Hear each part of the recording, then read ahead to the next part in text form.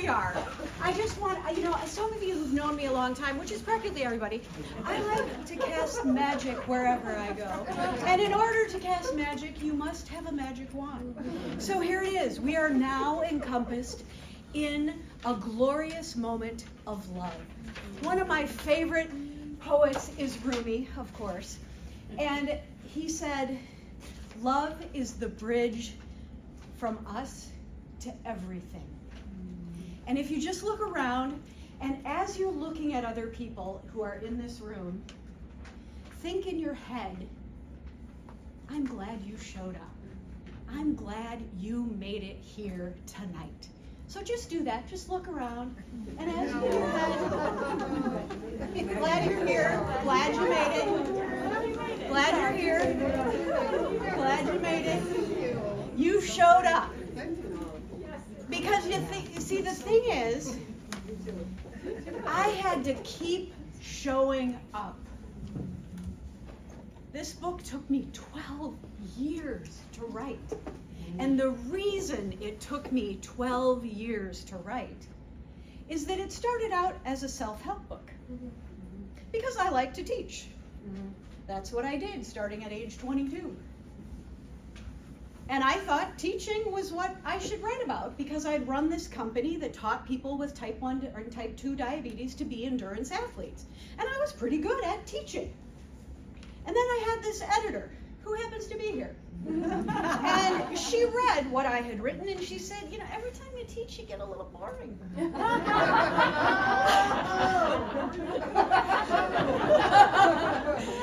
I thought, dang.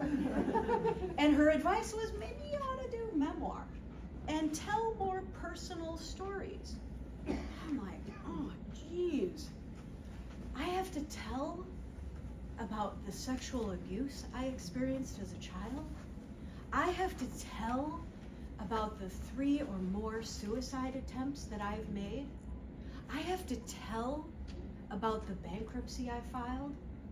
I have to tell the story of growing up with a man who had type 1 diabetes and almost died every single year of my childhood. I have to tell about having cancer multiple times.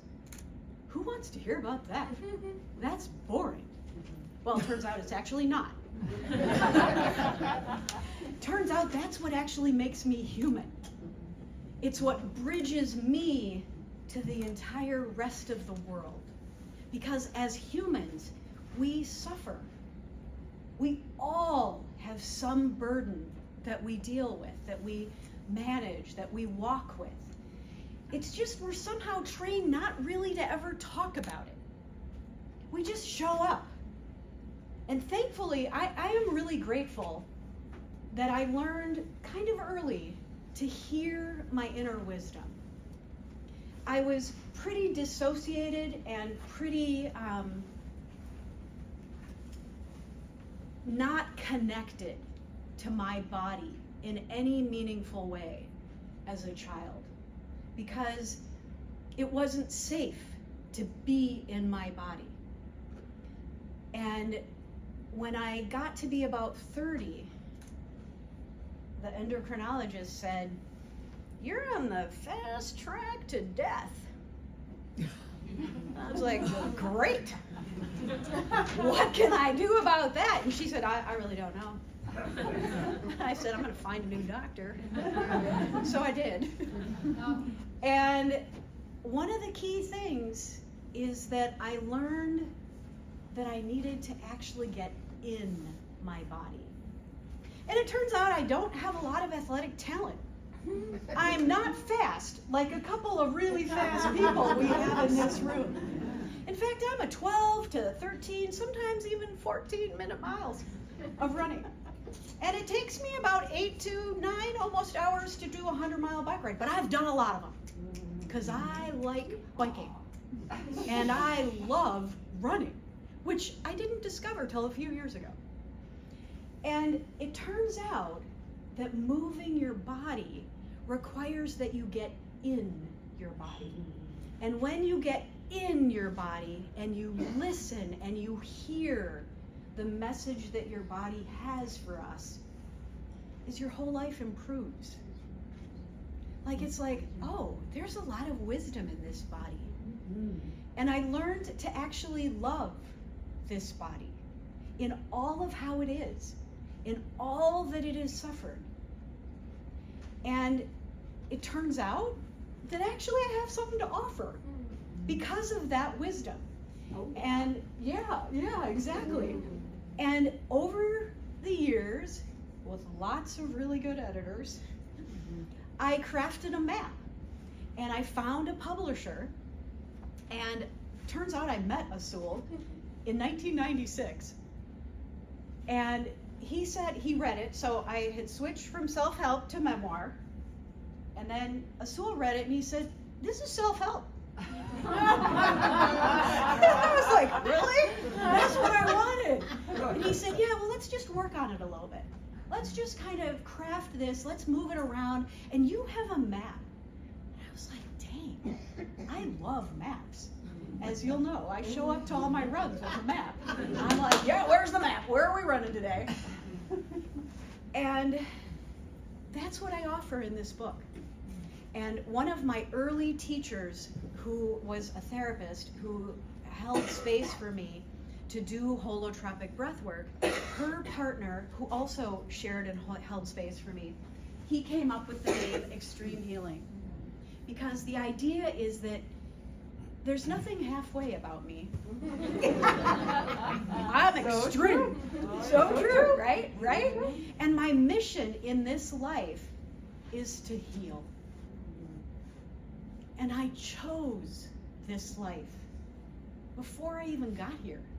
I chose all of the horrible things that has happened to me. All of it, including cancer number 3. What the fuck? Who chooses cancer 3 times? But apparently I did. And it's because there's a lesson for me in this.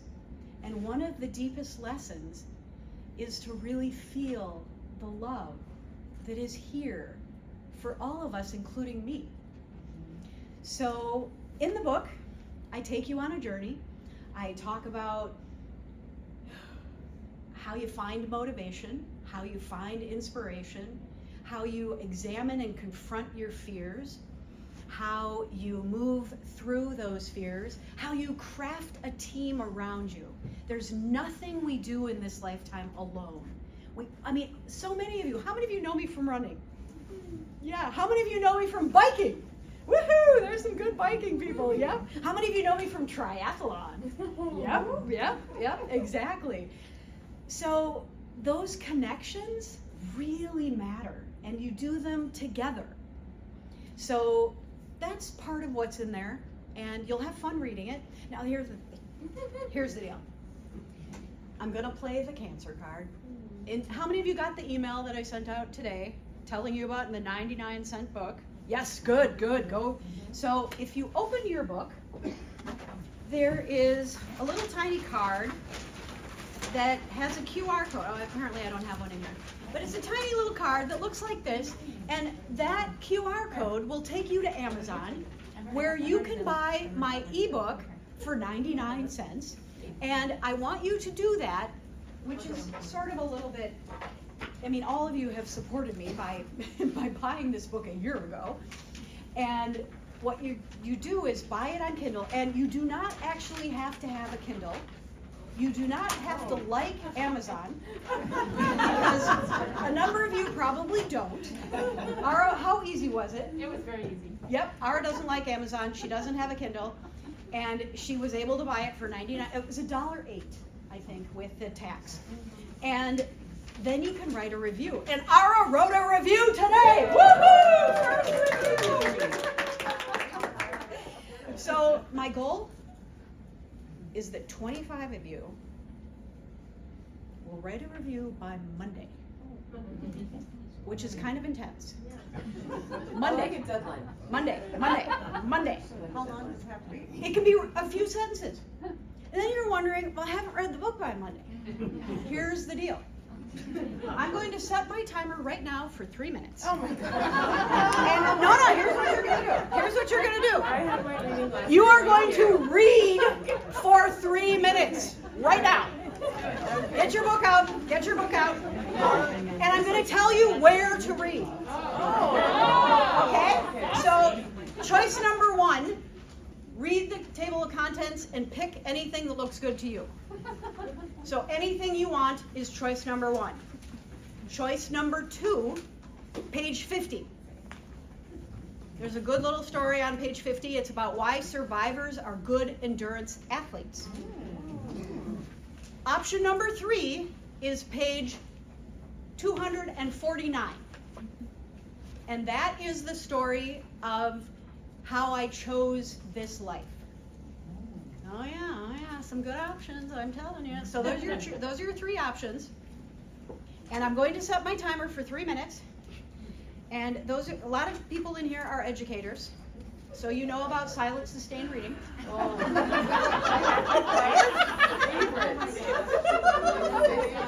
We are just going to quietly read for 3 minutes. Okay. Question? Is there a quiz after? No quizzes. No quizzes. No quizzes for sure. Don't worry. No quizzes. It'll just give you enough of a flavor of how I write and how I wrote to give you an idea if you can give me a 5-star review or not.